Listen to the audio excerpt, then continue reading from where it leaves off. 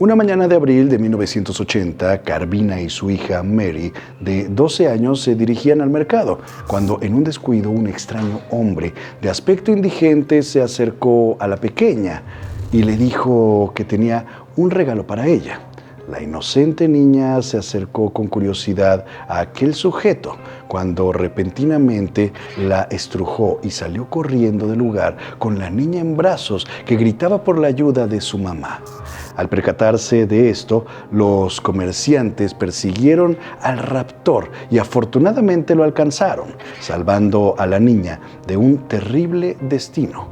Cuando la policía llegó, no se imaginaban a quién tenían enfrente: un criminal que terminó con la vida de más de 300 niñas en Perú, Ecuador y Colombia. Tal fue su sorpresa cuando descubrieron la verdad detrás de aquel zarrapastroso rostro, pues se encontraban en presencia del temible monstruo de los Andes.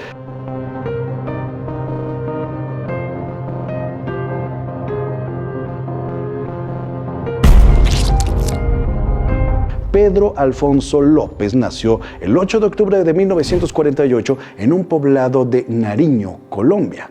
Poco antes de nacer, su padre fue alcanzado por una bala y perdió la vida, por lo que Pedro nació huérfano de padre. Es el séptimo de 13 hermanos. Todos vivían con su madre, quien usaba su propia casa para ofrecer placer a los hombres a cambio de dinero, estando todos los niños en la misma habitación, divididos tan solo por una sábana, mientras que todos ellos escuchaban las obscenidades que ocurrían al otro lado de aquella tela colgada del techo. Cuando tenía 8 años, Pedro fue sorprendido por su madre haciendo tocamientos procaces a su hermana menor, razón por la cual fue echado de casa, aunque algunas fuentes afirman que Pedro abandonó su hogar por cuenta propia o que posiblemente pudo haber sido raptado. A los pocos días, estando Pedro en situación de calle, un hombre se le acercó ofreciéndole dulces y regalos.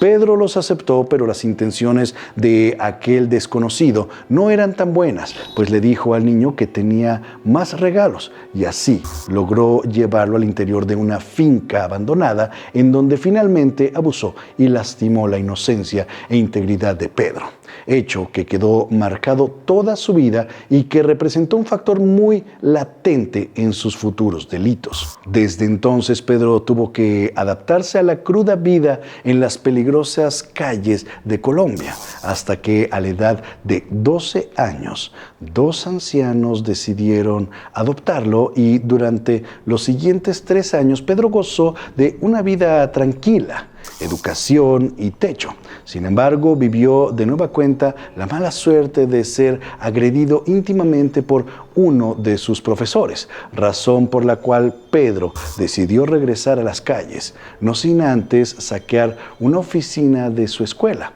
Tuvo que sobrevivir dedicándose al hurto de autos hasta que fue detenido y llevado a prisión a la edad de 21 años, en donde también fue violentado por 2 prisioneros que lo obligaron a intimar con ellos. Fue entonces cuando Pedro decidió no ser más una víctima y con un cuchillo de la cocina de la cárcel les quitó la vida a aquellos 2 prisioneros.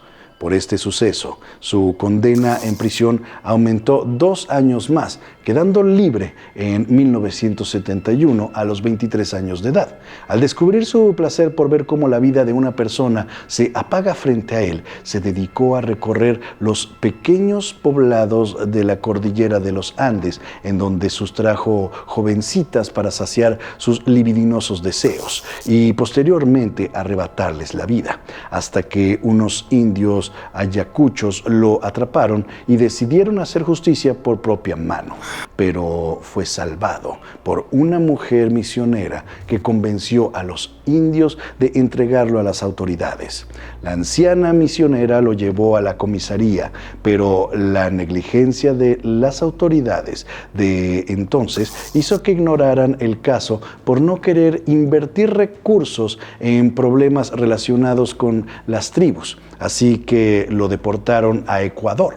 Durante 2 años, Pedro recorrió diferentes regiones de Ecuador y Colombia, cometiendo sus lascivos actos en contra de numerosas jovencitas entre 8 y 13 años. Las autoridades atribuían la desaparición de las niñas al incremento de la problemática de explotación que se vivía en aquel entonces, hasta que Pedro fue capturado en un supermercado mientras intentaba raptar a una niña. Al ser interrogado, Pedro se mantuvo en silencio hasta que un comandante se hizo pasar por sacerdote para ganarse su confianza, y así logró hacer que confesara y diera detalles sobre sus degenerados crímenes, que eran tantos y tan atroces que tuvo que llevar a la policía al lugar en donde enterraba los cuerpos para comprobar sus declaraciones. Fue así como Pedro Alonso López fue condenado a pasar el resto de sus días en prisión, pero en 1995 fue extraditado